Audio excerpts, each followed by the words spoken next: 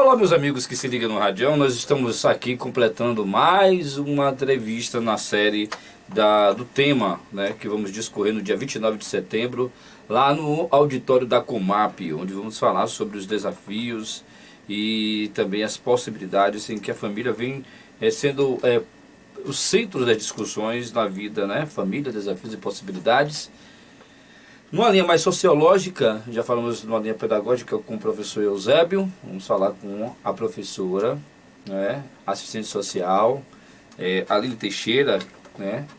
Aline, dentro dessa proposta que vai ser apresentada lá na Comap, qual seria da sociedade se houvesse um relaxamento dos laços de família na sociedade? Bem, como o nosso companheiro Eusébio, né, já pontuou,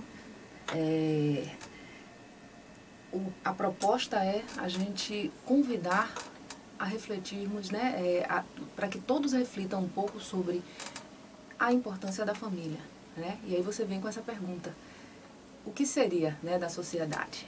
Na minha concepção, né, eu acredito e trabalho com essa linha de pensamento de que a família é a base.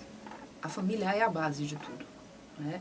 Eu acredito nisso, aplico esse princípio dentro da minha casa, porque não adianta a gente pensar, divulgar, falar sobre algo que dentro de casa a gente não consegue aplicar, então a gente busca aplicar primeiramente dentro dos nossos lares, né? E nos diferentes ambientes onde nós circulamos, trabalho, né, dentro do segmento religioso. Então, César, a família é sim a base de tudo. Eu acredito nessa questão e trabalho sempre nessa linha de pensamento. O que resultaria se a sociedade visse que a família relaxou os laços, né, dentro de casa? Não está mais o pai cumprindo com o seu papel de pai com seu filho, a sua mãe com seu filho, sua filha, os filhos não estão mais obedecendo os pais. Qual é a resultância? Qual é realmente o recrudescimento que pode acontecer nessa sociedade? Bem, primeiro eu queria pontuar uma questão que às vezes a gente se equivoca muito quando a gente pensa em família e aí de imediato vem aquela família, vou até usar uma brincadeira, né? Aqui, família de comercial de margarina. Não é? Então assim, lembra aí, vou denunciar a minha idade, Cleibon, a propaganda da Cleibon, né? Então, assim, pai, mãe, as crianças todas saudáveis, lindas. É propaganda da garoto, né?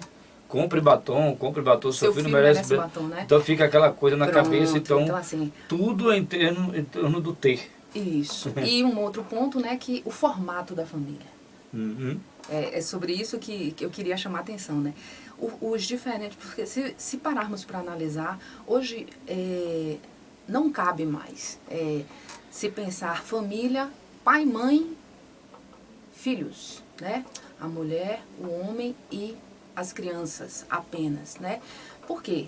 A gente, quando pensa que família é só isso, quando a gente afirma que família é só a união dessas pessoas, a gente exclui, né? A gente acaba excluindo muitos formatos familiares. Tipo, existem famílias que são compostas por avó e neto apenas. Existem famílias que são compostas por irmão mais velho e um irmão mais novo, né? Então, nós temos diferentes formatos de núcleos familiares e a gente precisa estar atento a isso, né? Porque a orientação que uma avó dá ao neto, então esse neto só tem a orientação dentro de casa de uma avó e de um avô. Ele é criado por sua avó e seu avô apenas.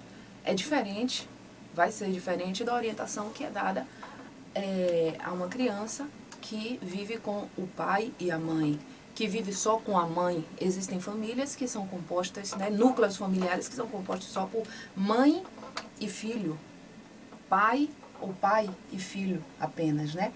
E isso já, se pararmos para analisar, já vai conduzindo para outras questões, né? Então, se você observa, muitas escolas hoje, elas já estão evitando fazer a festa do Dia dos Pais, a festa do Dia das Mães. Por quê? O número de crianças que acabam ficando excluídas em virtude disso é muito grande, né? O que é que está acontecendo nos dias de hoje? E eu parabenizo as escolas que estão tendo esse tipo de postura, essa sensibilidade, né? É o Dia da Família, né? O Dia da Família na escola. Então, dessa forma, você não exclui ninguém. E aí eu vou pegar esse gancho, excluir, né? Para colocar uma outra questão. As famílias que são excluídas dos mínimos necessários, né? Nós temos um número de famílias significativos, a maioria das famílias brasileiras, sejam elas formadas só por pai e mãe, ou mãe e filho, ou pai e filha, ou avó e neto, né? O número de famílias que estão excluídas, que estão tendo os seus mínimos, os mínimos necessários negados, estão sendo ceifadas, de certa forma, dos mínimos necessários para viver, é muito grande. Com sabe? isso é proveniente das... É estado de vulnerabilidade ou é estado de risco que o jovem fica quando ele vê que seu pai e sua mãe não podem dar aquilo que ele tanto almeja, tanto deseja, porque está excluído na sociedade de ter algo para oferecer ao seu filho.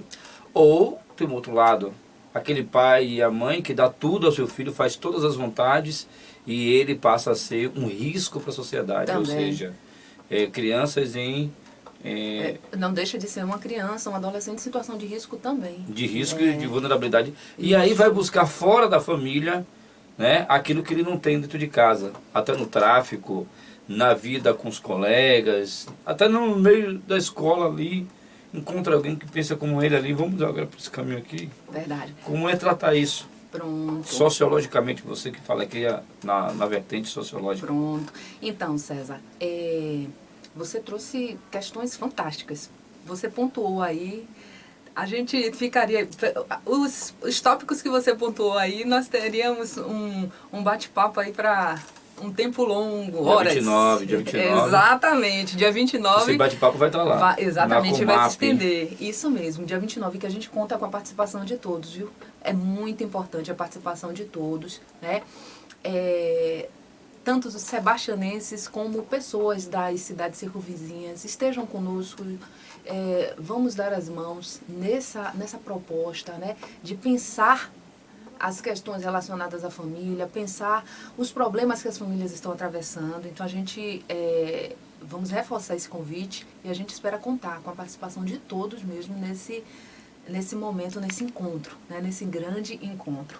Mas, voltando para o que você estava falando, para o que você pontuou, como eu disse, são tópicos fantásticos, riquíssimos. Primeiro, eu queria trazer, pegar da sua fala, a questão do dar tudo, né? O convite a estarmos atentos a essas questões, né? De oferecer tudo, de substituir a nossa ausência com questões materiais. Isso é um ponto que é muito delicado. O número de crianças, o número de jovens que se acostumam, né, com as ofertas materiais e que os pais é quem proporcionam, isso é muito grande, né? É uma crescente, porque eu não tenho tempo de estar com meu filho, então eu entrego para ele o Xbox, para ele brincar, e a cada semana eu levo um jogo novo. Eu não tenho tempo para estar com minha filha, mas a cada mês, a cada 2 meses, eu estou trocando o celular dela, ou o kit de maquiagem que ela deseje, né, para adolescente, eu estou oferecendo a última linha, a linha mais nova que as lojas oferecerem, eu estou ali. Então, assim, o que é que você pode provocar com isso, né? Você tem a questão do imediatismo, você tem a questão a questão material, e você também vai se anulando enquanto presença, né, na vida de seu filho, na vida do seu neto, na vida do seu sobrinho, né, na vida daquele que você está responsável, que você assumiu um compromisso, né, de estar responsável pela criação dele, e vai tentando substituir. E eu digo tentando substituir porque esses presentes, esses mimos, essas coisas que nós oferecemos às nossas crianças e adolescentes, elas não substituem a nossa presença, a nossa orientação. Então, isso é perigoso, isso é delicado. Uso a palavra perigoso, por quê? Porque é complicado demais uma criança, um adolescente se acostumar a ter tudo o que ela deseja. Mais tarde, isso pode gerar um problema para ela, um problema para a família e pode gerar também um problema para a sociedade. Isso é o que tem sido os centros de atendimento ao jovem infrator, quando a família e os seus laços vão se afrouxando e vão substituindo por coisas materiais que nunca poderia ter dado aquilo ali ao filho, mas o filho acha que é obrigação do pai, da mãe, está sempre munido eles daquilo ali, porque ele não estaria acompanhando com seus colegas o desenvolvimento, a evolução da tecnologia, do que o outro tem e ele não tem, e depois ele passa a roubar, ele passa a ir para as ruas tirar dos outros, e aquilo ali passa a ser a atividade preferida deles. Isso também contribui? Eu diria, César, que pode contribuir. Né? Parte disso contribui. Pode contribuir. Né? Então, assim, o adolescente em conflito com a lei, a gente não pode perder de vista que é adolescente. E adolescente oriundo de família rica, adolescente oriundo de família pobre, adolescente oriundo de família de classe média, não tem distinção social. É adolescente. É adolescente. É adolescente. Então, se o seu filho deseja ter um Xbox, o adolescente que mora numa casa de taipa, né, que mora numa casa, numa situação de extrema carência, ele também deseja ter. Ele é adolescente, né? Então, a menina que ele deseja paquerar, que o menino da classe média deseja paquerar, que deseja estar bem vestido, bem apresentado para paquerar. O adolescente que não tem acesso, através da família, não tem o acesso, né, a uma roupa nova, a estar no shopping, ele também quer impressionar a outra adolescente, né? Ele também quer paquerar. Então, assim, porque é um ponto, César, que muitas pessoas acabam achando que os adolescentes das diferentes classes sociais, eles são adolescentes que que também são diferentes. Não, a adolescência é uma fase que o ser humano, ele passa e ele tem os desejos, né? A questão hormonal, a gente sabe que, né, é um momento que está num processo de transformação, de mudança, e isso no corpo do adolescente, independente da classe social, está ali. E aí o que é que a gente tem? Nós temos um apelo do comércio, da mídia, né? Então, se você liga a televisão, é propaganda o tempo todo. Se você sai, você tem as lojas. Não estou dizendo com isso que que a culpa é da televisão, a culpa é da loja que está fazendo propagandas. Não, não é isso. Mas o apelo está ali, para você ter. O apelo do ter é muito grande. E aí, se você tem uma criança que não está acostumada com não, a criança ela não tem o costume do não, ela não tem o costume do limite, ela não tem o costume do esperar. Nós temos filhos extremamente imediatistas. Nossos filhos são imediatistas. Eles querem logo, eles não sabem esperar. E a gente tem que ficar atento a isso. Isso é um perigo muito grande. Aline, né? Um pai reclama, a mãe reclama, meu filho não tem mais jeito. ele já me agrediu várias vezes, ele sai de casa, não tem hora para chegar, eu não consigo ter o controle dessa criança. Como explicar isso no dia 29 de setembro a um pai que talvez ele não vá apresentar isso publicamente, né, em meio ao público, mas ele pode deixar uma pergunta aqui na nossa plataforma, seja no Facebook ou no YouTube, uma pergunta, e anonimamente pode dizer, não, eu tenho um parente, eu tenho alguém, né, aquela Isso. verdadeira técnica de perguntar sem querer se expor. E eu quero saber como lidar com essa criança, quais são os meios. O Estado pode me ajudar? Aonde é que o Estado Entra, né? entra nisso aí? Bem, eu só vou trazer uma frase com relação a essa questão que você trouxe, né, do meu filho, eu não sei mais o que é que eu faço com meu filho. Isso é muito comum, né? Nós, professores, ouvimos muito isso com muita frequência, tanto na minha atuação como assistente social, como na minha atuação como professora. É muito comum ouvir, né, essa frase dos pais, né, da família. Eu não sei mais o que é que eu faço com meu filho. E aí eu queria só deixar uma frase, até para a gente desenvolver essa frase, bater um papo no dia 29. Nenhuma criança, nenhum adolescente dorme obediente, educado e acorda desobediente e mal educado. Isso não acontece de um dia para o outro. Uma criança não dorme respeitando os limites que os adultos que convivem com ela apresentam e acorda sem respeitar esses limites, né? Sem compreender a importância desses limites. Isso não acontece da noite para o dia.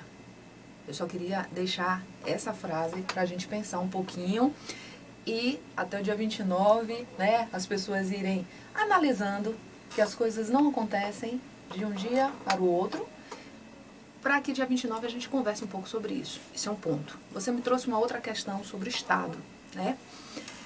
É um outro convite à reflexão de que a nossa formação enquanto sociedade, né? Nós brasileiros, né? Como é que a nossa sociedade se formou, né? E dessa formação nós temos as famílias nos dias de hoje, né? Então, como aconteceram as primeiras famílias lá atrás, no período em que o Brasil foi colonizado por Portugal, né? Como as famílias foram formadas? Como eram tratadas as crianças? Como eram tratados os adolescentes naquele período? Né? Como eram tratadas as mulheres e os homens? Nós tínhamos famílias que começaram a ser compostas por negros, né? Por europeus e pelos índios. Essas famílias, elas tinham o mesmo tratamento, elas tinham a mesma forma, elas eram tratadas da mesma maneira, os membros dessas famílias eram tratados da mesma maneira daquelas famílias que... Uma família só composta por europeus? Né? Então, mas Aline, o que é que isso tem a ver com o adolescente em conflito com a lei nos dias de hoje?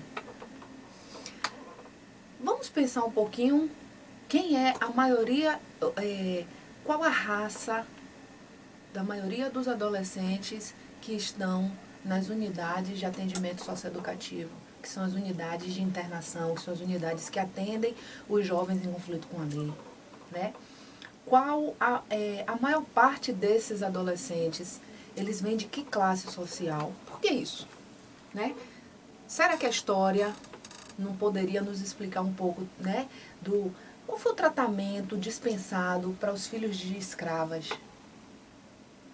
Então você acredita que a gente copiou um código europeu de família, de lidar com a família, de agir com a família? A educação requintada do povo europeu não afetou tanto a sociedade de baixa renda, de classes menos favorecidas? A gente tem, César, na realidade, como eu disse... Porque aqui a gente teve dois tipos de educação bem intrínseco. A época do coronelismo, que a família patriarcal, a família onde o pai era o chefe de família, e quando ele dizia assim, era assim, quando ele dizia não, era não, e a gente não podia perguntar. E a família de hoje, em que as crianças questionam onde as crianças têm acesso à informação e dizem, olha, mas o filho de fulano está fazendo isso, eu também vou fazer. Eu vi na novela, eu vou fazer também. Eu vi no filme, eu tenho que fazer também. Entendo. Né? O jogo de videogame me ensina a fazer assim. Eu sei. Vou fazer assim também. Assim, só para fechar essa questão, né, de que, e aí eu vou voltar para esse ponto que você me trouxe, só para fechar essa questão, né, de que, lembram da frase que eu falei? As coisas não acontecem de um dia para o outro. Né? Então a gente tem famílias que a essas famílias foi negado tudo. Então, os livros de história, né, nos mostram que uma negra que tinha um filho de um coronel, né, aquela criança, ela não era tratada da mesma forma. Primeiro, né, eles muitas vezes não eram reconhecidos, na maioria dos casos eles não eram reconhecidos como filhos do coronel, ou seja, então eles ficavam crianças só com a mãe. E aí você tem uma série de outras questões, né? Você tem crianças que começam a ser abandonadas por conta dessas questões. E essas crianças, elas cresceram, elas vão crescer, elas vão se tornar adultas e vão constituir famílias, né?